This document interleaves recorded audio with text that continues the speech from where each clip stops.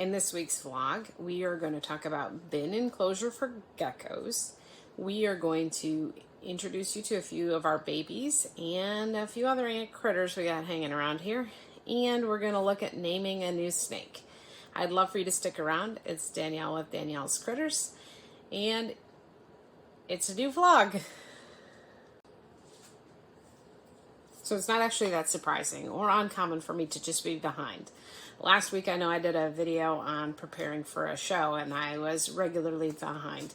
And this week is already started out that way. Today is Monday and normally I have all of the video clips that I'm going to use for the Monday vlog all prepared.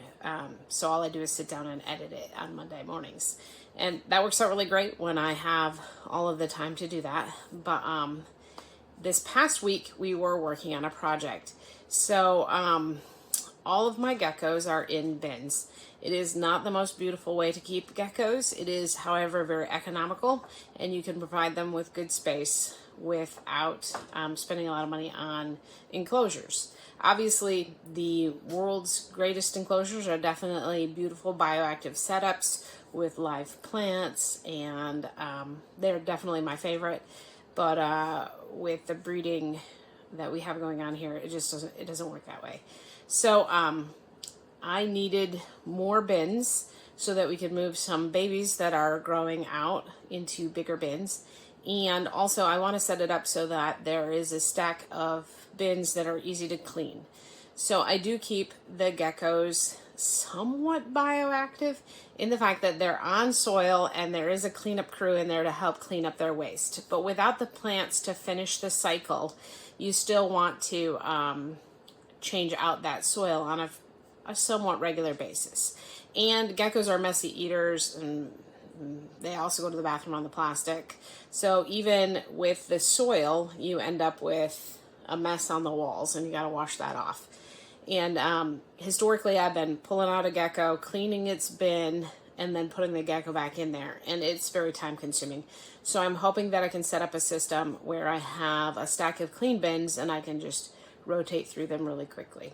So today we're going to talk about setting up a bin, and we also have some cool critter introductions, so I definitely hope you stick around. Over the weekend, my husband and I did the very first step for preparing the bins. I take a hot iron and I punch a series of holes into the bin to provide plenty of ventilation. And then my husband took a circular saw bit that's attached to the drill, and he drilled this hole in the front. And obviously this hole is perfectly sized for a gecko to leave its home. So there is a vent that's actually sold for your house that you put in the front. And this setup provides lots of ventilation. In these bins, I've found that mold can grow really easily if you don't have enough ventilation. You do want to maintain that humidity up into 60 to 80%, but you do want things to dry off enough that you are getting no bacteria growth, and you don't want bacteria to be growing in the moisture. So having good ventilation, even in a bin setup, is really helpful. So then this front vent also offers the opportunity for me to mist without pulling out each bin and opening it up. So I have a garden mister, and you can just hold that bad boy up to there and spray right into the hole. And then that's how they're misted every day, even though each bin is only opened up and dealt with on Monday, Wednesday, and Friday, unless there's something going on or I'm showing off geckos or something like that. Then I happily get into the bins more frequently than that. This is the vent that goes right into that circular shaped hole, and you just put it in the hole, and it's got little prongs, and you just bend the prongs to hold it in place. And then your gecko doesn't have a hole to leave its home from. I did once put a gecko, very briefly. It wasn't like an accident ended up happening. But I put her in there and didn't realize that the bin hadn't had its vent put in, and she did leave. Thankfully, I was busy doing things and totally noticed right away that she was on the outside of the bin instead of the inside. So we got that taken care of quickly. So I actually use a mix of topsoil and then old substrate that's been sanitized. And the old substrate comes from other enclosures that have been taken apart. So like when I clean out the Gecko bin, the soil is sanitized, and sometimes it's recycled into plants, but other times it's mixed in with new soil to create new substrate. And as you can see, this has got a lot of there's leaf litter in there, there's moss bits, and there's even some cypress bark in there from my daughter's ball python enclosure. So all of that gets mixed up real good. We'll wet it down. We'll add cleanup crew and a moss spot. So the moss spot will help make sure that the cleanup crew always has good hydration. And then I'll get some cork bark. I love filling up these enclosures with multiple pieces of cork bark for them to hide in. It gives them good enrichment, gives them good hiding places, but it also makes it easy for me to find the gecko. Obviously, if you were doing this in a way where you weren't in a hurry, then you would get to deck it out in a lot prettier way, even if you were doing an inexpensive bin enclosure. So this is what it looks like with a couple of layers of cork bark in there to give them a good hiding place. And I put Flop in here. So Flop is beautiful, and she has like a yellow base with black stripes, and then when she fires down, she actually looks black and white. And I bought her as a black and white gecko, but then she got more and more yellow over the last 2 years. I tell people that gargoyle geckos do a great job calming down, and for the most part, they do. As adults, most of them are handleable, in my opinion. Flop is an exception to that rule. She's pretty crazy, and she has ended up underneath our couches and the gecko racks, and when we were breeding geckos in our bedroom, she ended up under our bed. She's just a little bit of a crazy girl. But for the most part, because I know she doesn't really like to be handled that much, I just don't do it very often. That is an advantage of having multiple animals. So if you have one that doesn't like to be handled, you can pick a different one to hold that day. And Flop really doesn't like to be handled. I do feel very, very blessed to be doing what I'm doing.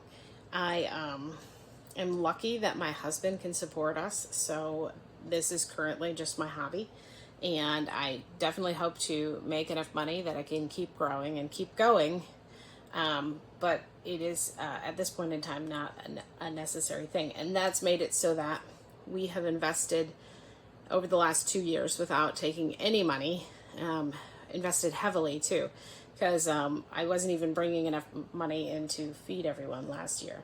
This year we should be able to feed everybody, and that's a great start. They say that you should be prepared not to make money for at least the first 5 years, and I'm definitely in it for the animals. So they come first, and I'm hoping that in 5 years we can say we're profitable.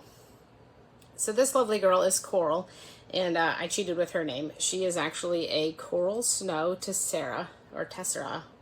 I'm not sure exactly how to say that. Corn snake. And she arrived last year as a little baby and has done a lot of growing. She loves to eat and explore. She is quite a sweetheart and a beautiful, beautiful snake. I don't even think the camera does it justice because it's a lovely shade of pink. Or she's a lovely shade of pink. So I wanted to share with you some of the actual work that goes into it, because it's a lot of work, and it can be easy to think about the fact that I play with animals all day. But in the process of playing with animals all day, I'm doing cleaning and I'm doing feeding, and there's a lot of that, and it doesn't get shown. This morning before we started work, my husband and I cleaned out all of the quarantine animals, and there are 4 of them being treated for various ailments. And so we also treated them, and that was just before we'd finished our first cup of coffee this morning. So I think it's amazing to do this, but it is definitely a lot of work. And for the quarantine animals, so the 4 that are being treated came from a large lot of ball pythons that we purchased a couple weeks ago, and I've talked about it a couple of times now. And I think he was just tired. He had a full-time job, and he was trying to take care of 19 ball pythons after work, and it was a lot, and I can't emphasize that part enough. But I did want to share with you some really cool critters, because that is the fun part. Setting up new bins, not nearly as fun as setting up a bioactive enclosure. So not nearly as exciting. We may have gotten a little carried away with how many baby scaleless corn snakes we held back from last year's clutches. So we held back 4, and we picked out the most unique patterns and colors. And this one here has an unusual coloration for its pairing and the genes that we know about it. So it's been a lot of fun to watch these guys grow, and they're actually almost ready for fuzzies. They're happily taking double pinkies at this point in time, and so it's been a lot of fun to raise them up. Obviously, they've got a long way to go before they're ready to be moms and dads of their own. So I wanted to show you these little geckos so that we could watch them grow and update as, almost said upgrade, as they get bigger. This one's clearly got orange coming in good, and that brown stripes along its back will probably be red as it gets bigger. It is also super feisty, so it's ended up on the floor like 4 times since I started trying to record in the light box. When I was doing it in front of the camera, it was equally jumpy and kept ending up on the bottom of my dress, which I suppose is better than the floor, but was not good for showing you guys how cute it is. Also, having it here, it's hard to show you how little it is. It is really a feisty little one.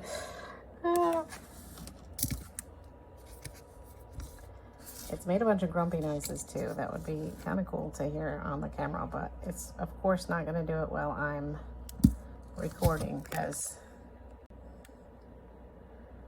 that would just be too cute.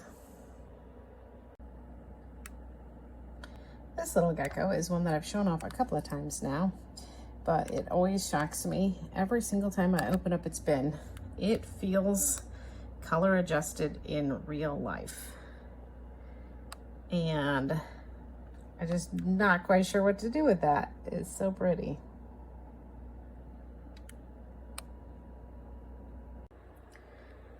It does seem that sometimes the geckos are pretty sure one side of its appearance is better than the other. So they're like, no, don't video me from that side. That's not my good side. I like to flip them around so that you can see the striping on both sides. And this lovely, at this point in time, orange cheek patch. This gecko's getting a lot of blotches in its legs and the lateral stripes, in addition to really bright red and orange stripes on top. I don't know if they'll stay red and orange, but they are very bright.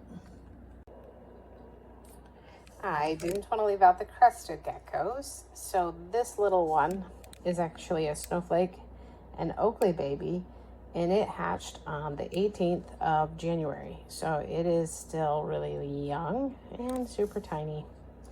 The crested geckos haven't been selling as well as the gargoyle geckos, but they are still super cute.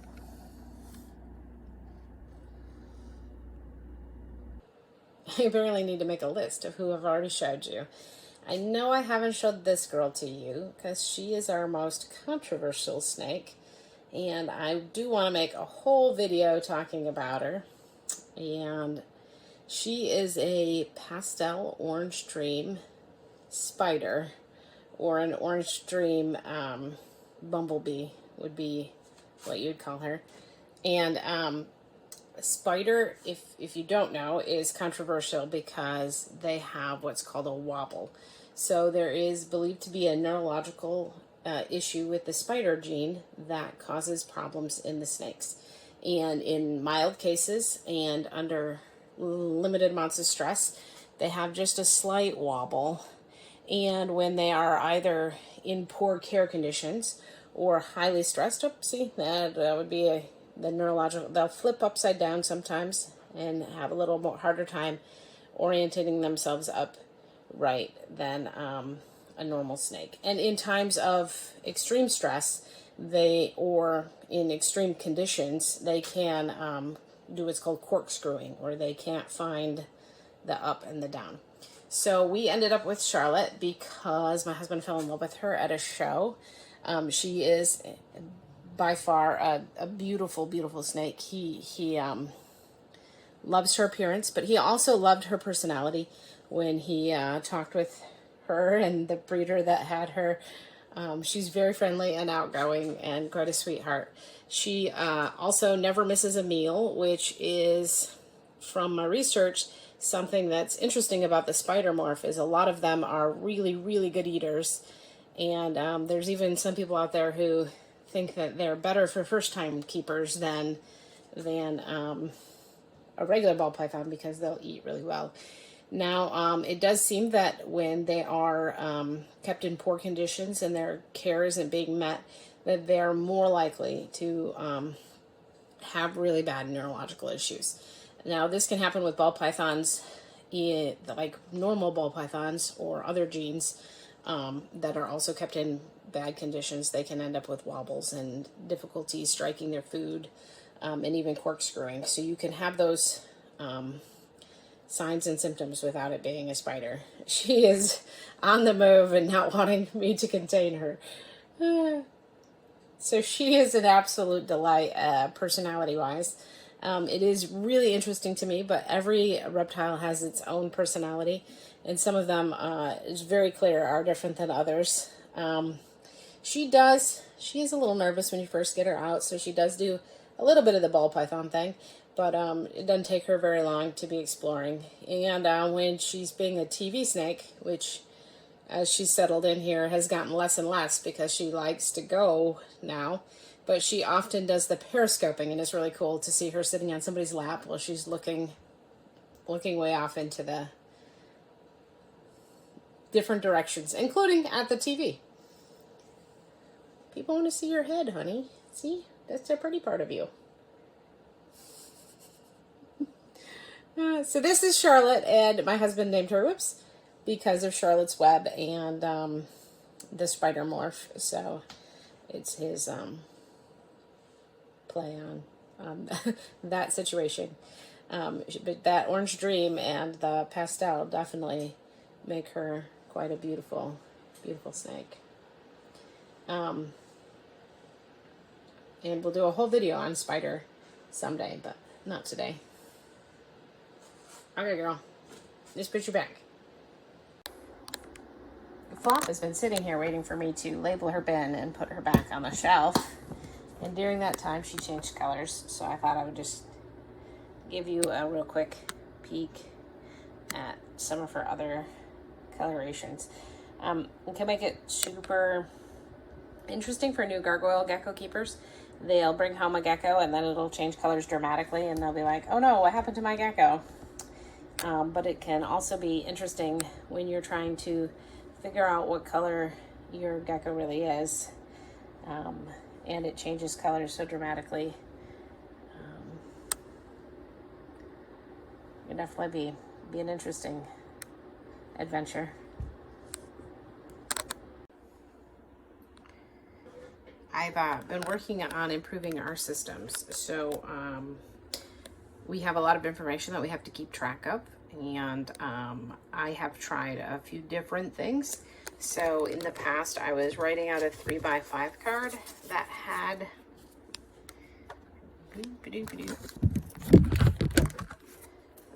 the information on it. This method did not work that well. So we are switching this over here. I've got her basic information here. And then my plan is to put when she's paired down here and then eggs over here. And I want to get a magnet system so that when there's a boy visiting I would plop the magnet on and people would be able to come in and see where the boys are at. So I rotate the boys into the female enclosure for just 2 days a week. And then the boy rotates through a small group of females. So he isn't in the same enclosure at the same time each week or anything like that. So knowing where he's at will be really helpful. And there she is, still hanging out on the cork bark. She's thoroughly chilled in the new bin.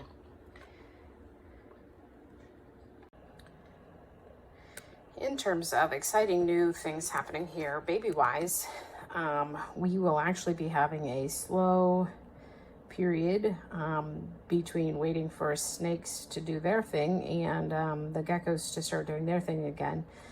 We did have these two beautiful surprise eggs from Party, one of our crested geckos. She had stopped laying eggs back in November, which is completely normal, and she has not yet been paired with any males, but she laid these 2 eggs a couple weeks ago on the 2nd of February. So these guys should actually be hatching early April, and that will be exciting. But sometimes when they lay eggs like this, they're actually infertile, and these ones look really good, and candling them, they still look really, really good. So we should actually have babies from these eggs, and that will be exciting. But it's going to be kind of a slow period while we wait for more eggs to come and then babies to hatch. All that being said, it's really gearing up to be an exciting year. We will have crested geckos and gargoyle gecko babies. I don't know that we'll produce as many as we did last year because we had over 120 gecko babies hatched here last year. There are also 6 different species of snakes we're hoping to produce this year. And it should be really, really exciting on the snake front. Last year we only produced 2 clutches of corn snakes. This year we have 5 female corn snakes that will be ready.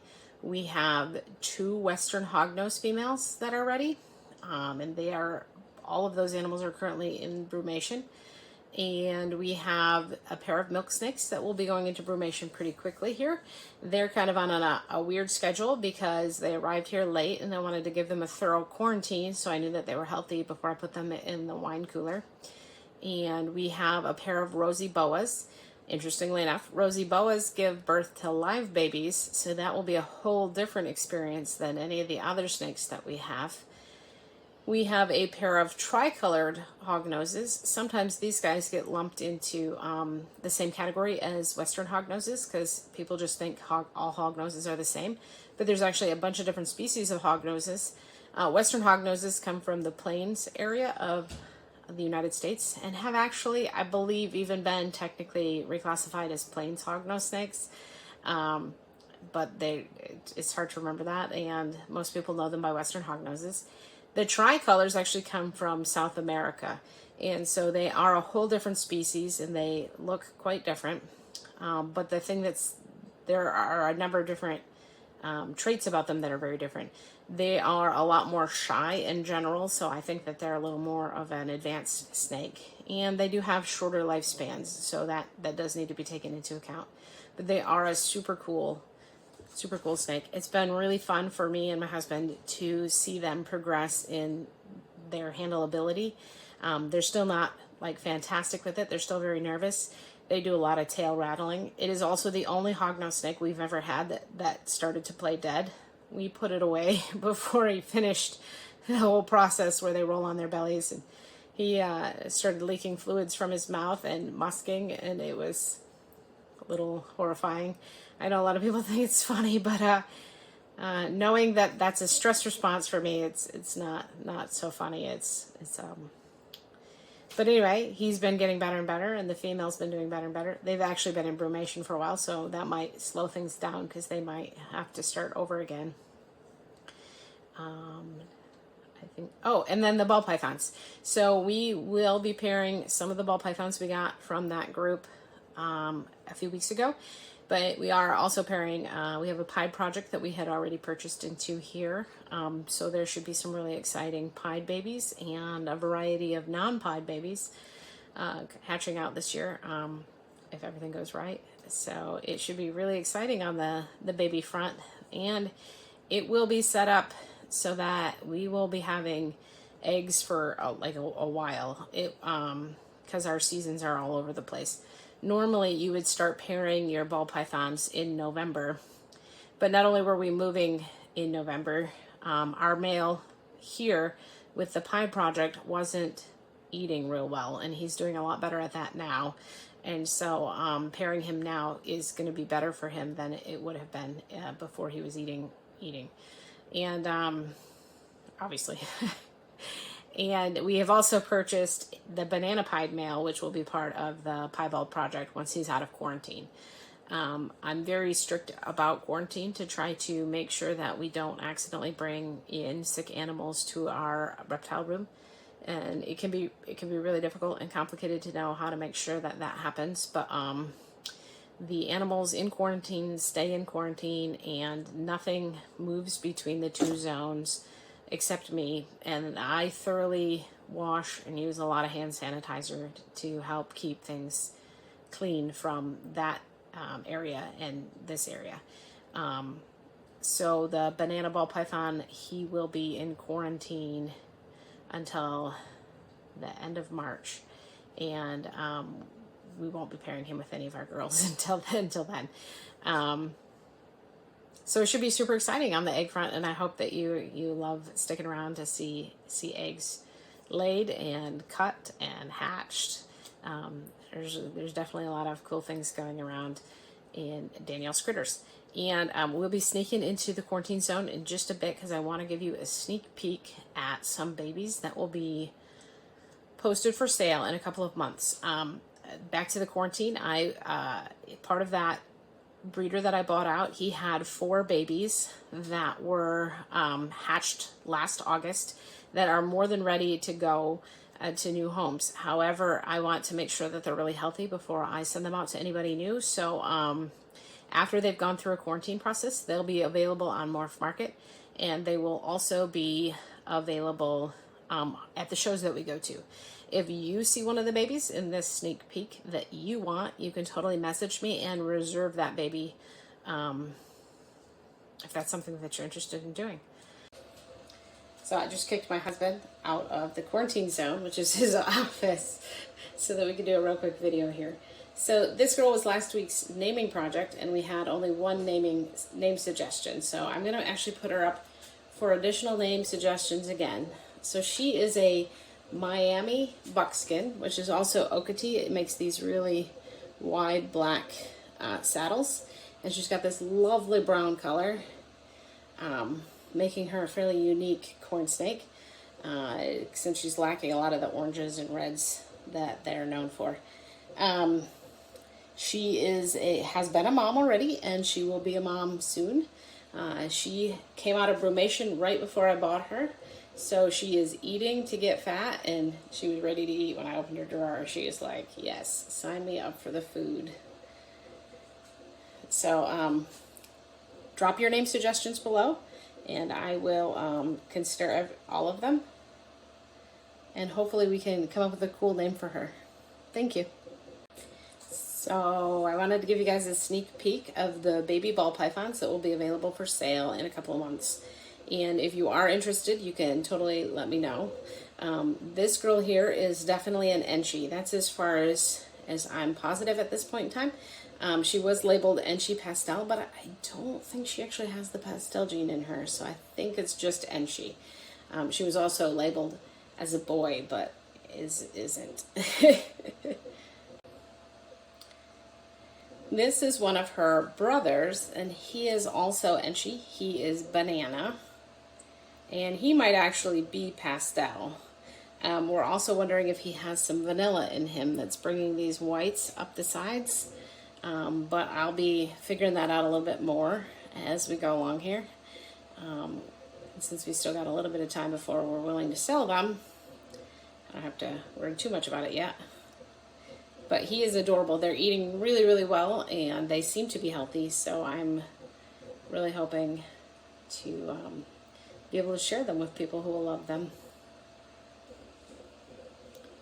And then we have two more banana brothers, and I believe that they're both Enchi too, but this one has some interesting colors going on, and I'm not completely certain what's up with that. He's also got several layers of stuck shed we've been working on, the poor guy. And he's got a little bit of paradox spots on him in addition to his regular banana spots, which is super cool. He will be free of shed before we ever consider selling him. Hopefully that'll be rectified here pretty quickly. He's been letting us work with him on that quite a bit. And his brother's also just as beautiful. This one doesn't have as much white up the sides, but there's this lovely banana Enchi pattern going on. So we got a couple of things to figure out. It's very clear that these two patterns are fairly different, so we'll have to figure out what's going on with that. Maybe this guy isn't Enchi, maybe he's just banana. And that would be why his pattern and his color is different. He does have some interesting face mask that made it seem like he was possibly Enchi, but ball python dreams can be fairly complicated, and I'm fairly new to it, so it'll be interesting and an interesting adventure. So that was today's video. I hope that you liked the sneak peek into setting up bins for the geckos and that you enjoyed the introductions. I hope that you'll leave a name suggestion for that snake below, and I would love it if you liked this video, and if you subscribe, that'd be amazing. You can also watch more cool critter content here. I will be making playlists coming up shortly, but for now you can watch this video next.